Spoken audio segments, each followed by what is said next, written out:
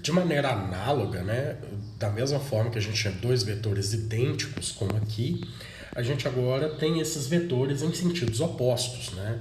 Vocês podem perceber que o primeiro vetor continua com a mesma direção, mesmo modo, mesmo sentido.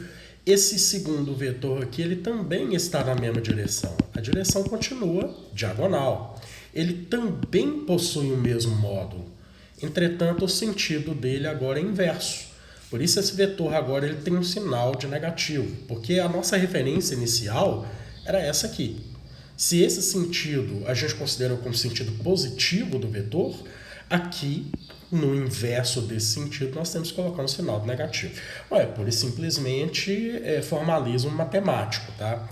Agora, uma coisa que a gente não pode deixar nunca para essas regras de vetores é saber os métodos para poder calcular, trabalhar com esses vetores. Então, a gente tem alguns métodos que a gente vai fazer mais uso aqui durante o nosso curso. Esse método, por exemplo, que está aí, é o que a gente chama de método do paralelogramo, ou também é uma sub-área do chamado método poligonal também. Por que poligonal? Como a própria palavra sugere, né, polígono é uma figura que tem vários lados. Nesse caso aí, nós formamos um paralelogramo. Então, quando eu tenho dois vetores, como esse vetor P e como esse vetor Q aqui, se eu quero saber a soma, a resultante desses vetores, eu simplesmente vou fechar aqui nesse polígono um vetor. Deixa eu só trocar a cor da canetinha aqui, se eu conseguir, né? Consigo. Vou colocar essa cor roxa para rosa aí. É como se eu estivesse transferindo esse cara que está aqui para cá. Então, eu vou colocar esse vetor Q e meio que fazer um transporte dele para lá, né? Uma projeção dele ali. A mesma coisa vai acontecer agora com o vetor P. É como se eu tivesse transportado esse vetor P para cá. Esse é um método dos polígonos. Se eu tenho esse ponto A e duas coisas estão meio que puxando desse ponto A, evidentemente a minha resultante será algo nesse sentido aqui. Eu vou fazer de laranja. Será algo nesse sentido aqui, ó. Então, esse vai ser o meu vetor resultante. Bom, como é que eu vou calcular esse vetor resultante?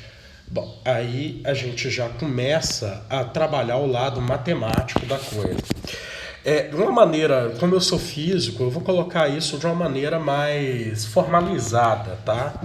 Então, essa resultante, no caso, ela é a pura e simples soma do vetor P com o vetor Q. Bom, até aí nada demais. Mas como é que eu vou calcular essa resultante? Eu vou usar o método do polígono, especificamente a regra do paralelogramo. O que é essa regra do paralelogramo? Ela estabelece o seguinte: para eu achar essa maior diagonal que está aqui, essa diagonal que está aqui de um paralelogramo, eu simplesmente vou usar a chamada lei dos cossenos. O que é essa lei dos cossenos? Vamos ver como é que a gente calcula essa lei dos cossenos aí. Deixa eu só trocar a cor aqui da canetinha novamente. Se eu conseguir. Aqui, ó, pronto. A lei dos cossenos. Nossa senhora, mas a ponta veio muito grossa. Não é isso que eu quero. Eu quero essa aqui. Pronto. O R ao quadrado vai ser igual ao P ao quadrado mais Q ao quadrado. Mais, isso é basicamente uma extensão do teorema de Pitágoras, tá? Mais 2 vezes o P vezes o Q vezes o cosseno do ângulo entre eles. Mas qual ângulo que está aqui? Esse ângulo aqui, ó. Esse ângulo eu chamo de ângulo θ. Então, para eu calcular essa resultante, basta eu aplicar a chamada lei dos cossenos. Então, tá aqui, ó. Essa é a minha lei dos cossenos. Perfeito? Então, que isso fique bem claro.